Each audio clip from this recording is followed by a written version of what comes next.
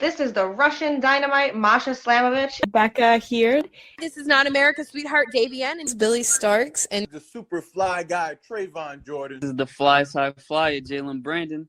Hardcore Princess, Jules Malone. Hi there, this is the Bubblegum Princess, Alexia Nicole. This is the Brazilian Wonder Woman, Christy Jane. This is the baddest black belt, Chennai Kai. This is Kid Bandit. The smash hit Joel Bateman. This is Robin Renegade. Cody Hawk. Brutal Bob Evans. And you are listening to Wrestling with Entertainment, one of my favorite podcasts in the whole wide world. This is the Indiana Werewolf, Dustin Wolfe, and you are listening to Wrestling with Entertainment. It'll be a howling of a good time. Hello, and welcome to the show at Wrestling with Entertainment, the only audio experience on the web today, the trusted choice for interviewing all your favorite wrestlers every Tuesday and Wednesday on YouTube and Castbox, sponsored by Rogue Energy and Player One Coffee. I'm, of course, your host, James J., and it's a great day for wrestling, because we are wrestling with the Indiana Werewolf, Dustin Wolfe. Thank you for having me. Absolutely.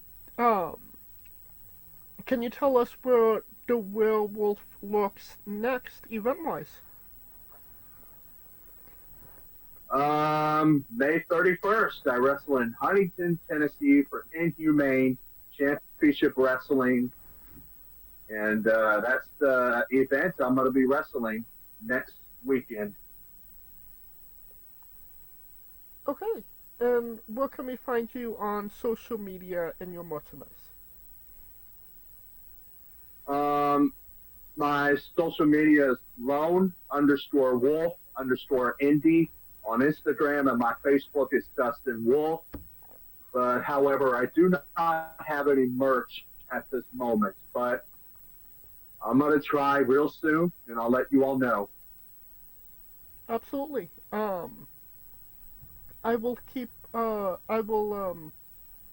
You don't have to go looking for it. All of the links to all his social media will be in the description of the video below, both on YouTube and Castbox. And when he does get some merch, I can always update the description to add that merchandise to the link to your merchandise in the description of the video below as well.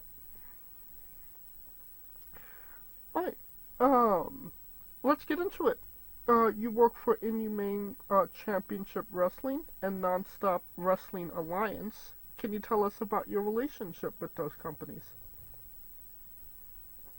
Yes, part of their rosters. I go to Nonstop Wrestling Alliance in Paris, Tennessee, and Inhumane Championship Wrestling is in Huntington, Tennessee. They're both monthly events, and I wrestle in Nonstop Wrestling Alliance for J.M. Knight. He's the promoter of Nonstop Wrestling Alliance, and I wrestle for Crusher Koloff. He runs Inhumane Championship Wrestling in Huntington, Tennessee, and sometimes he has events in Arkansas as well. And how has it been wrestling for those companies? Well, I've been wrestling for Nonstop Wrestling Alliance for like 3 years now. This will be my 4th year wrestling for them. And Inhumane Championship Wrestling, I've only been working for them since I think at the end of 2024, and I've been with them since. And those two promoters, J.M. Knight and Crusher Koloff, are really good promoters. And I am really enjoying working for them, and I'm having a great time. Sometimes we work with Ultimate Championship Wrestling and some of their fairs and festivals and sometimes events in Kentucky. And I'm having such a great time with them. And I really would love to wrestle for Kentucky some more next year, like a lot. Okay. Well, you have also won the Swag Wrestling Hardcore Championship, twice actually. What did it kind of mean to you to win that championship for the first time? To me, it means a lot. Even if it means you put your body through a lot of pain and torture and punishment and hardcore matches in order to keep that championship, it was a huge honor to win that championship. And I defended it with everything in my being. I defended it proudly. And I've had some of my greatest hardcore matches with that championship. It was a great memory for me, and I'll always cherish that memory. Was that a moment you took in the moment, or was it something that kind of set in afterwards, like, wow, I did this? Well, actually, when I won the championship, I was just in shock and in awe, and I'm like, I cannot believe that I finally won my first championship after all these years of being in pro wrestling and helping out with ring crew, helping out with staff, helping out with the NWA, TNA, Strategy Pro.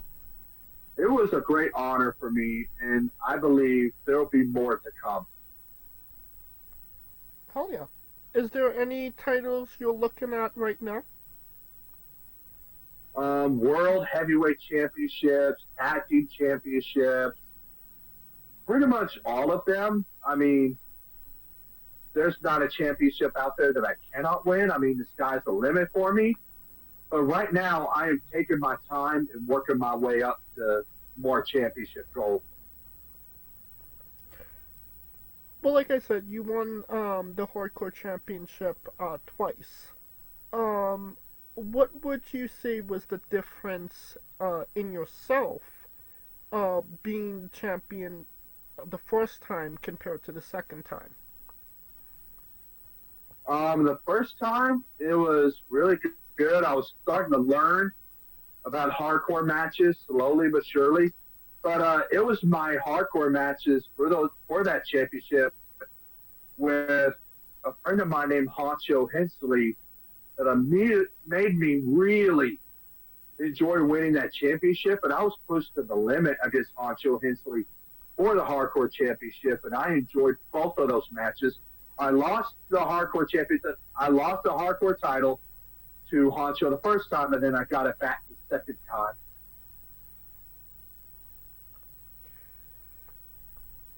No, it's a hardcore championship. I am curious. What is there something you won't do in a hardcore match, or something you have done but said never again? Well, I hated being powerbombed on the thumbtacks because I had in the back of my head and my back and my arm, all over my arm, and it feels like being powerbombed on the cement or concrete. It felt like being powerbombed onto 1,000 pins. You know those pins that you put on your bulletin board and all that? Yeah. It was the most painful experience ever, especially having thumbtacks in the back of your head. That hurt. It really did hurt. So, not willing to do another thumbtack spot again. But hey, if they want me to, then I guess I will, okay? I mean, it's hardcore matches after all. Is there something, in hardcore wrestling that you'd like to do that you haven't done yet? Put somebody through a flaming table, maybe. I don't know. Maybe put somebody or hit somebody with light tubes. Oh, wait, I've already done that before, but yes. And put somebody through a flaming table or, barbed wire kendo stick, maybe. I don't know. So, is hardcore wrestling leading to deathmatch wrestling? Someday, I don't know. It all depends on if it's the right type of match for the right type of money, maybe.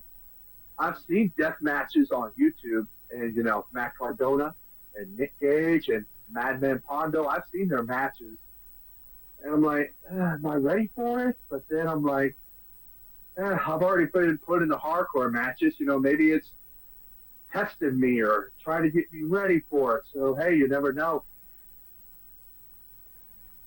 Definitely. Now, you can say skip if you're not comfortable answering this next question. You have autism. Can you kind of tell us how that has hindered and in any way has it helped your pro wrestling journey? Well, at first, I was starting out. I started in Try to True Pro Academy. It's a wrestling academy for Try to True Pro, and I immediately told everybody about it. They're like, don't let it define you. Don't let it stop you from achieving your dream. And I've not let it since.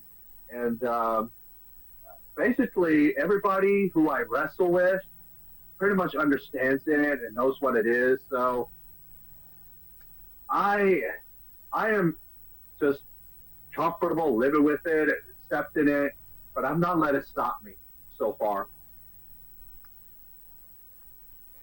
And I mean, you're almost a decade into your pro wrestling journey now. I have been wrestling for 6 years, and this will be my 7th year. What does that kind of mean to you to have, such a long tenure in pro wrestling at this point? It means that I'm not letting my disability stop me. I have been making my dream come true, and I'm making a legacy for myself. And I'm trying to inspire people who have the same thing I do to get in pro wrestling. I already have. So far, there's a lot of wrestlers with autism coming in the Nonstop Wrestling Alliance, Inhumane Championship Wrestling, and all that. So I think I'm wanting to define a legacy with what I'm doing and who I'm inspiring. And when I'm finally ready to hang it up, I know that I did a good job. What does that kind of mean to you? To, inspire other people, with autism to actually get in the ring and kind of seeing it firsthand that, you were responsible for that? I think it makes me feel great. It makes me feel happy. It makes me feel like deep down inside I could do a damn good job no matter what I have. And I am so perfectly fine with inspiring people with everything I have. And if I could do it, then anybody could do it, Oh, yeah. Now, during the pandemic, you actually worked for TNA. You did some backstage and extra work. Can you tell us about that? And what that experience was like? Yeah, the pandemic was a real rough time for pro wrestlers. And I'd go there to set up the rings and help tear it down, and I meet wrestlers backstage. The social distancing. But regardless, in 2022, I helped TNA again. They had their Slammiversary event in Nashville, and I helped out. And then they had their tapings. They had Victory Road in September. I did a backstage angle with Moose and Steve Macklin. And it was fun. And then I helped out with NWA in 2022. They had their Crockett Cup. They had their tapings. So anytime I helped out with tapings and events, I had fun. It was a great time. Was there anybody coming up to you, giving you advice from TNA? Rich Swann, Crazy Steve, I think. So basically, all of them. Matt Taven, I got to meet him, and Mike Bennett, and I got to have a whole lot of fun in meeting all these wrestlers and getting some advice from them. And all my other guys who were in the ring crew getting advice. So it was a whole lot of fun, and I'm glad to be a part of it. Is there any memorable moment that sticks out in your head from that time? I did an angle with Moose and Steve Macklin. They were doing interviews, and me and my friends, the ring crew and the staff and the extras, we had to pull them apart. And it was setting up for Bound for Glory the next month. It was really cool. Got to meet Joe Hendry, got to meet Gail Kim, Mia Yim, who is a beach in WWE. So it was awesome, you know. And you mentioned that you actually did some extra work for NWA as well. Have you competed for NWA as of now? No, I haven't, but a whole lot of me would love to, and also wrestle for TNA, even if it's for enhancement talent, you know, make a wrestler look good and put over. That's fine with me. As long as I get to wrestle for them, it'd be an honor. I feel like it's only a matter of time, you know, considering your the connections that you have with NWA. Obviously, Tom Latimer and Crimson. Yeah, and also Jeremiah Plunkett. That's right. And you actually got to wrestle Jeremiah, one of your coaches. What was it like being in the ring with one of your, coaches? I could feel like I could learn something from him. And I faced Jeremiah Plunkett at Nonstop Wrestling Alliance 2022, and I'm thinking, wow, I'm facing one of my coaches. I can't wait. I'm excited. But you get to face one of your wrestling coaches. It feels like you're actually learning stuff and also wrestling him, and also learning stuff from him at the same time. It was fun. I hope Crazy Steve and Tom Latimer are next. Hell yeah. I feel like it is only a matter of time, no? I hope so. One day. Now, currently, you're being valeted by Bryer Rose, no?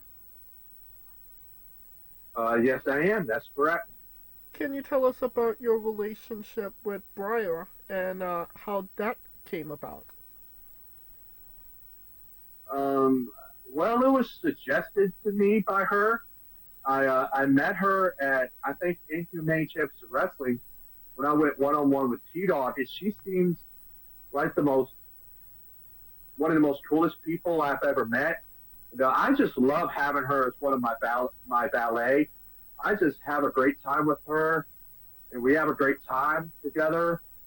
And I love to learn from her, and I'm having a great time with her as my valet. She's a very cool person, and I hope to keep working with her in the near future. I hope to keep working with her in the near future. All right. Well, maybe you do, maybe you don't want to work with this next person. You are currently rivaling with Sky Black. Can you tell us about Sky Black? He's a great wrestler. He's a friend of mine, and I love working with him. I'm currently, I think, in a program with him right now, and I'm having a great time with him. He's a very cool guy, and he's one of my best friends. He's one of my friends in pro wrestling, and I enjoy working with him. Another rivalry you have is with Daniel White, Jeremy Travis, and Devin Graves. they've kind of had the numbers game up until recently, no? Me, Grace Monkey Red, and Danny Ice, we had the numbers game until Daniel came back in the Nonstop Wrestling Alliance after some time off. And then we brought Devin Graves in, Jeremy Travis in.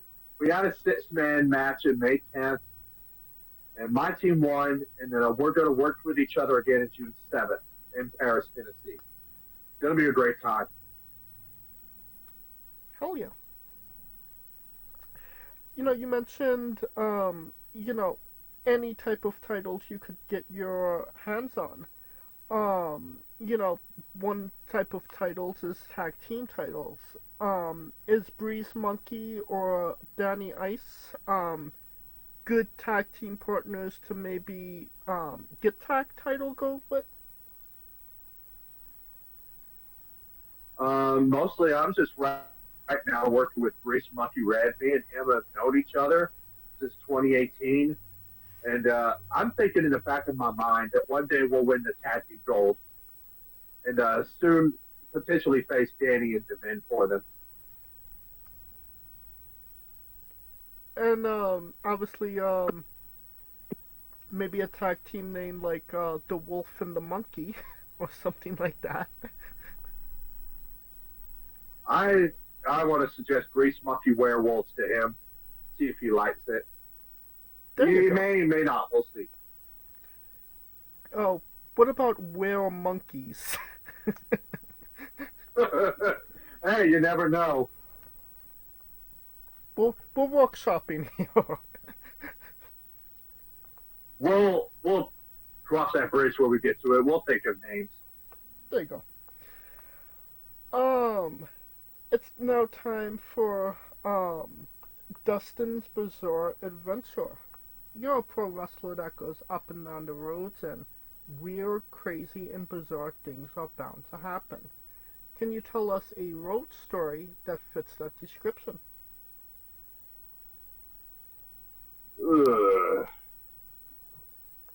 Well, I don't know about weird or bizarre, but crazy, yes. I've had more than my fair share of road stories, and I'm trying to think of some.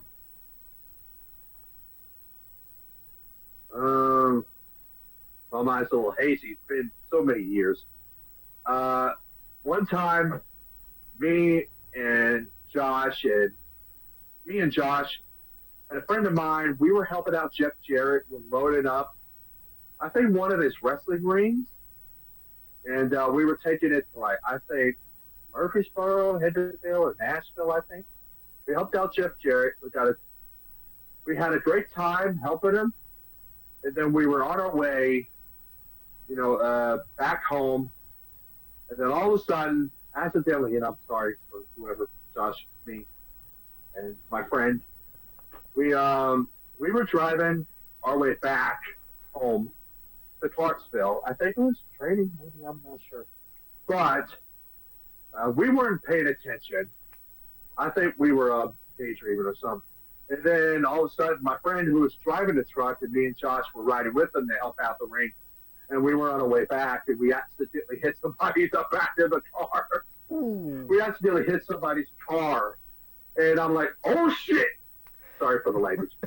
But oh, shit. And when we hit him in the back of the car, I'm like, oh, shit. Luckily, the guy we were driving with, he apologized. He exchanged insurance with them. And mostly, it wasn't all that bad. We apologized. But I was like, oh, my gosh, this ain't going to look good on us. I was like, oh, my God. Oh. But my friend Mikey, he did apologize. And you know how insurance is. They exchange insurance numbers, papers, and all that. It's all good. And that was like 7 years ago. We accidentally hit somebody in the back of their car. And I felt so awful about it, but that's one of my crazy adventures. And another crazy adventure is that back in 2018, and I hate going to this city for wrestling events, I really do. But me and my friends of Tried It True Academy, Tried It True Pro, we were going to Nashville to help out with a friend for a wrestling event. Turns out, it's in the city, it's at the Standard. I think it's like a bar or club or something. And oh my gosh, setting up the ring for this wrestling event. Got to meet the Monster Abyss, ODB, Josephus, God rest his soul. Oh, yeah. And we were helping out with this event. And oh my gosh, these people were coming in, I think police officers, or whatever, Commander-in-Chief, I don't know. My mind's a little hazy, but it was an adults-only event. They got no sex and no violence and no beer drinking kind of all. But being cramped in that one small building with so many people, ooh, I don't like being in places that like have me surrounded by like so many people. I get a little nervous, uncomfortable. I know it's for a wrestling event, but my God, I almost lost it. Like so many people cramped inside that building, the wrestling event. And after it was done, I was like, God, it was over. Because mostly I don't like being in a room, a tight room with like so many people. But it was a wrestling event. We were helping Crimson's friend, all these wrestlers. I had a great time. But the building was like so like tight and small. I'm like, I felt uncomfortable, but I had a great time. No, I completely understand. When there's like a lot of people around me in a tight space, I get very claustrophobic as well. So I completely... Yeah, I have a tendency about that. Like, I want to be in my own bubble, my own little room, just me by myself, not surrounded by a bunch of people. A barbecue and a get together, that's okay. But when you're like surrounded like a bunch of people in a tight cramped room, no thank you. Yeah, I feel the same way. Like, no thank you. I'll go somewhere where there's less people. Yeah. You mentioned, working for Jeff Jarrett. What was that like? Well, it was awesome, to work with a legend. Work with a legend who's been there since the 90s or 80s, maybe. I helped him at the Strawberry Slam. I helped him load up a ring and take it somewhere. I've helped him at StarCast when I didn't. I just had like a handshake, hi, and how you doing? But let me talk to you about StarCast, okay? Mm-hmm. It's like the Comic-Con of pro wrestling. It's like the Comic-Con of pro wrestling, and I got to work with Jacob Fatu, who is now the WWE United States champion. And I also got to work with Rita, got to meet so many wrestlers. It was a great time. But then I got to also go to the Municipal Auditorium for Ric Flair's last match. Oh, wow. I had fun that weekend. It was like 3 years ago. That's crazy. That's awesome, honestly. Did you, you mentioned that you actually got to drive in the same car with Jeff? I did not, Okay. but I drove in the same car with the NWA wrestlers, like Damien Sandow, who's now Aaron Stevens, the Fixers, all these female wrestlers, male and female wrestlers. Also got to hang out and drive with Billy Corgan, who owns the NWA. Oh, wow. it was so surreal. Like, if I'm dreaming, do not freaking wake me up, because there will be violence involved. Don't wake me up, because I'm loving what I'm doing right now.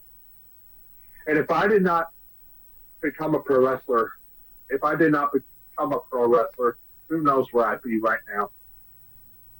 What was it like riding with Billy? Was you able to pick his brain? No, but I got to pick Aaron Stevens, who used to be Damien Sandow. Okay. What was any piece of advice that sticks out in your mind that he gave you? He talked to me about working with The Miz, working at WWE and all these places. So just straight up, the only advice I have is have fun. That's all. All right. Now, you are the Indiana Werewolf. Can you tell us about Fenrir, which is, a Nordic mythological creature? Is there a love for Norse mythology? Yes, I love listening to Viking music. I love to learn and study about Viking lore and all that. And sometimes I think about my gimmick and the nickname I gave myself. The nickname of the Indiana Werewolf came from my home state of Indiana. I was born in Bloomington, Indiana. And my cousin had this wolf dog, like hybrid dog, living with him and his family. So that's pretty much like where I got the gimmick. My home state of Indiana, and werewolf from my cousin's wolf dog that he had. So basically the Indiana Werewolf is kind of like, an inspiration from the Texas rattlesnake, Stone Cold Steve Austin. So basically it's come from that. I gotcha. Going back to Norse mythology, I'm a Thor fan? Huh? Thor, the mighty Thor, fan? Fenrir, yeah, the King of Wolves. Basically, I get inspiration from that too. But I mean, and continue. And also my love of wolves. Well, we're talking about Norse mythology. Are you a fan of Marvel's Mighty Thor? Yes, I've actually watched the movie Thor Ragnarok and learned about Ragnarok and all that, stuff like that. I just love basically learning about Norse mythology and listening to Viking music. It's really cool. What are you listening to right now? Viking music wise.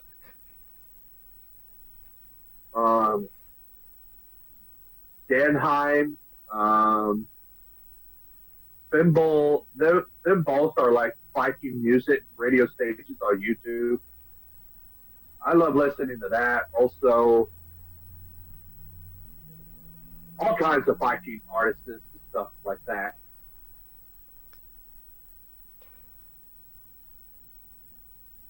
Would it ever interest you in, wrestling in one of the Norse countries? There are wrestling promotions in those countries. Denmark, Norway, Sweden.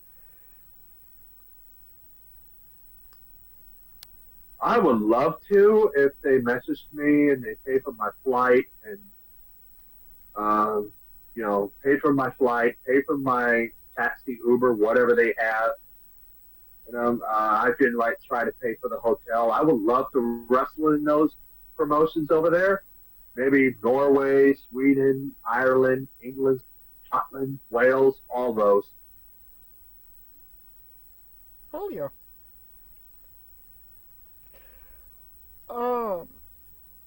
prior to pro wrestling, you were actually a Special Olympian for the Special Olympics. Can you kind of tell us about that time in your life? Around that time, I was basically in Special Olympics. I did bowling, roller skating, ice skating, bocce ball, basketball, track and field. I was going to Gatlinburg, Memphis, Nashville, and all these places all over Tennessee. But Gatlinburg was my personal favorite place to go to.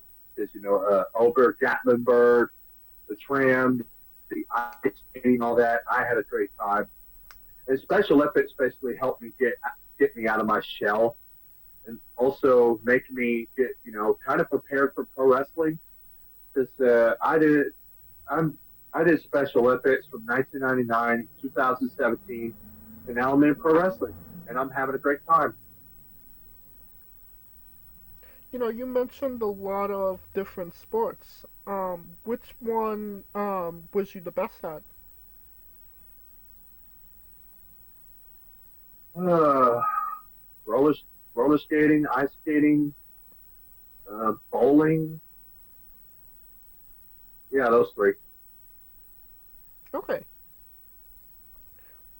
What was your score? What was your best score in bowling?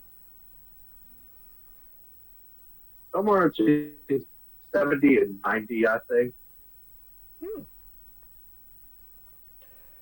And was what sport was your favorite to actually compete in? Bowling. Okay. I think it's time for the colossal question. Let's say they're making a movie about you. Every movie has a soundtrack. What would be the first 3 songs on your movie soundtrack?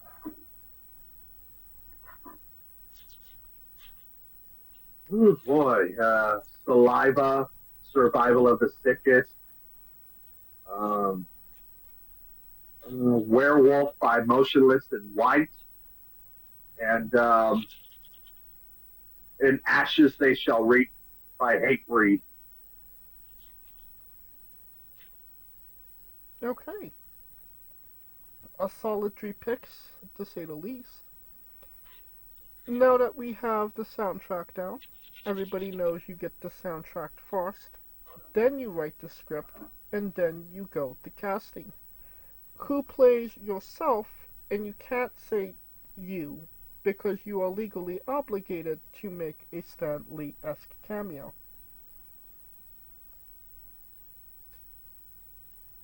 Who would I have as me? There's so many actors out there. I made it controversial, so please forgive me.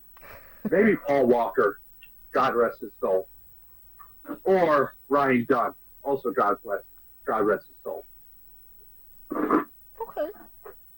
I mean, we got CGI. We could make that happen. And we have unlimited budget as well, so we could definitely make this happen. Paul Walker. Okay. Now that we have you casted, every movie has a supporting cast.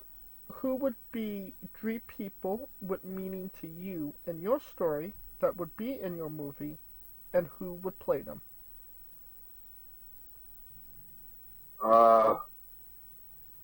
Wow.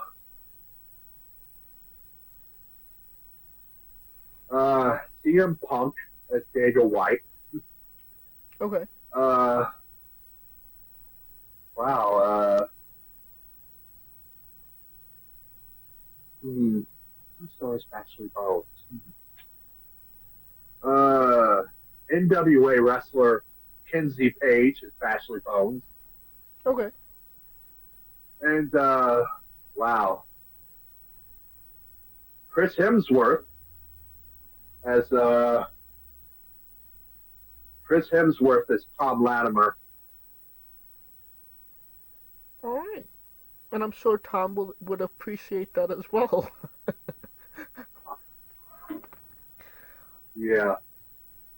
All right. This is sounding like a great movie.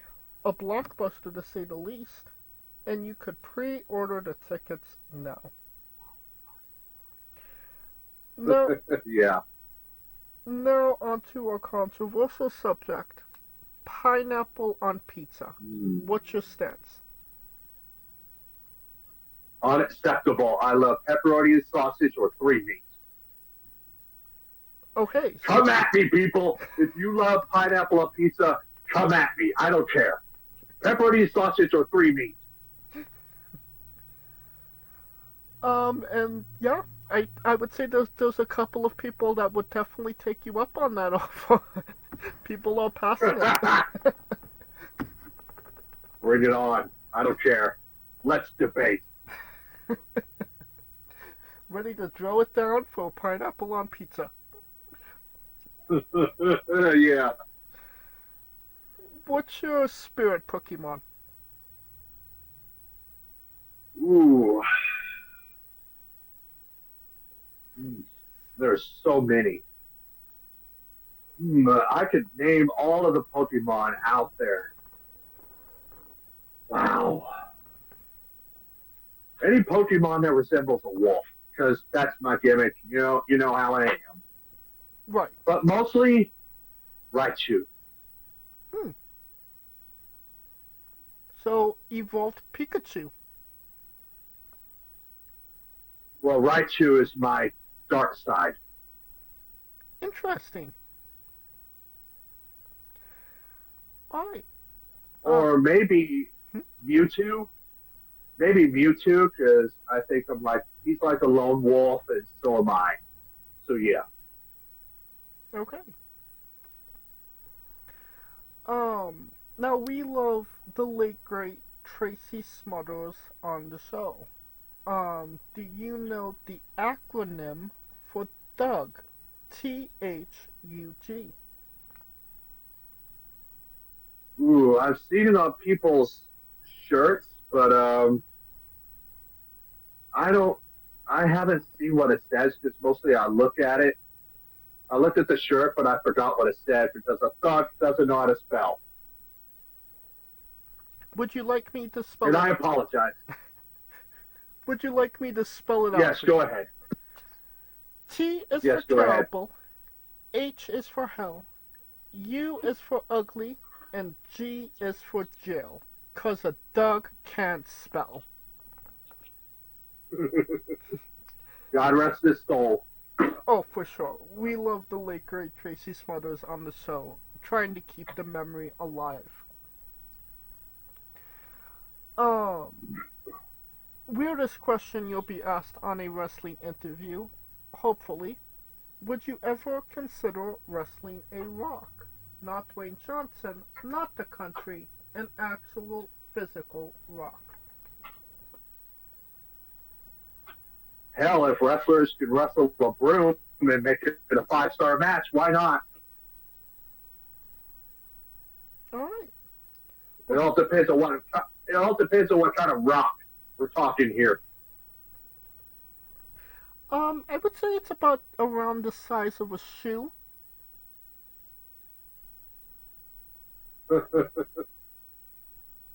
Hell, if we can make it work, we can make it happen. Hell yeah. Well, just for context, there's a wrestler named Psycho Mike that indeed wrestled a Rock for over 15 minutes in a Tungsten Man match. That's an Iron Man match that lasts for 2 weeks. Damn, really? Yes. That was a sight to behold, to say the least. Yes. Alright, on to a more serious matter.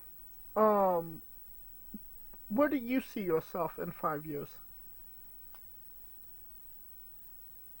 Well, wrestling in Puerto Rico, maybe wrestling in Japan, United Kingdom, Europe, Canada, maybe Mexico, you never know. So you definitely want to get out of the United States and travel abroad. Yes, if they could pay for my flight, Uber, and all that, I think I would do it. Alright. I'd be up for it. And, what is a match you would recommend of yours that best shows off what you are all about as a pro wrestler? The six-man tag at Student Showcase 5, me, Alex Taylor, and Tom Latimer against Ryan Freeman, or Rush Freeman, Mike Nichols, and Jamie Stanley or Nick Stanley from 2019. I think it's up on YouTube, I think. Okay. Well, if it is indeed on YouTube, I will grab that match. And I will put a link to it in the description of the video below, but on YouTube and Castbox for anybody that hasn't seen it, wants to see it, wants to re-see it after this interview.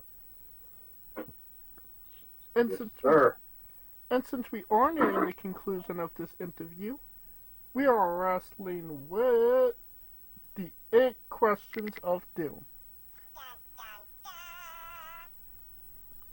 This is our speed round, our bonus round, the round where we see who you really are. Are you ready? Yes, sir. Excluding yourself, greatest wrestler of all time. The Undertaker. Worst wrestler. Oh, boy.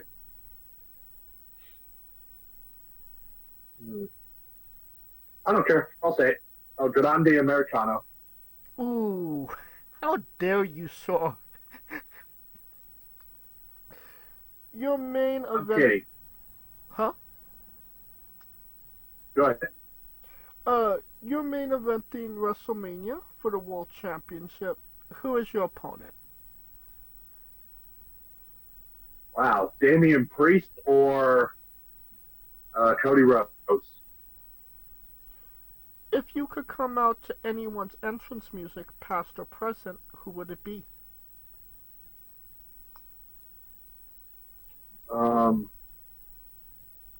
Saliva, Turn the Tables. Because that was the Dudley Boys theme song. Yes. Finish the sentence. Kayfabe is...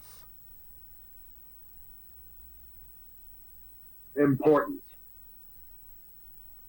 We would have also accepted tastes great on toast. Squash, vegetable or fruit?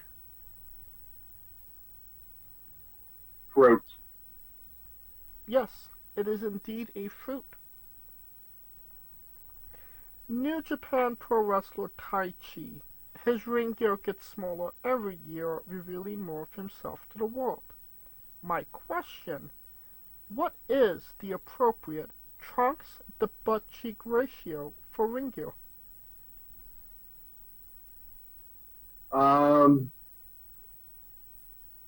Pretty much the tights that Gabe Kidd wears.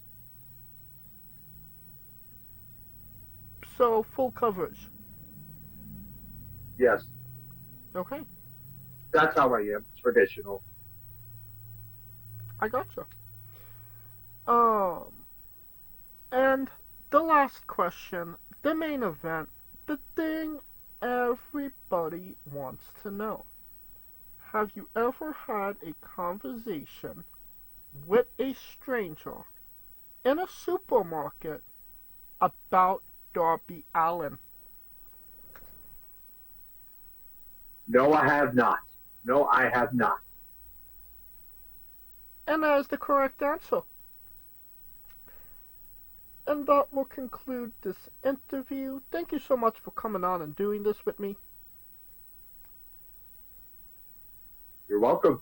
Anytime. Could you tell us once again, where can we find you on social media? Instagram, lone_wolf_indie. Facebook, Dustin Wolfe. And you don't have to type it into your Google machine. All of the links to all his social media will be in the description of the video below, both on YouTube and Castbox. Simply click the link. A new tab will appear on whatever device you are on. You have no excuse. Give him a damn follow. And when he gets merchandise, buy a damn shirt.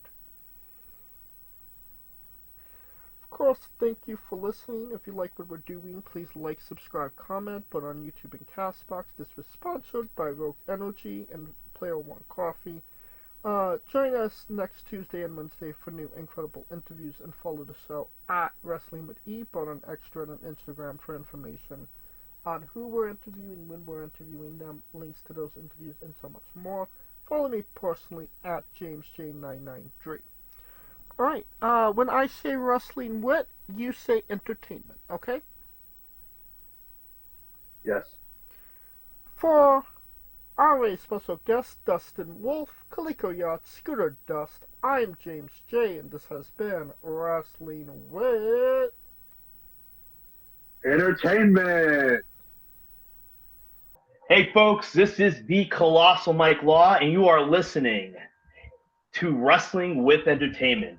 Enjoy the show, support these guys. We appreciate it very much. We'll see you at ringside.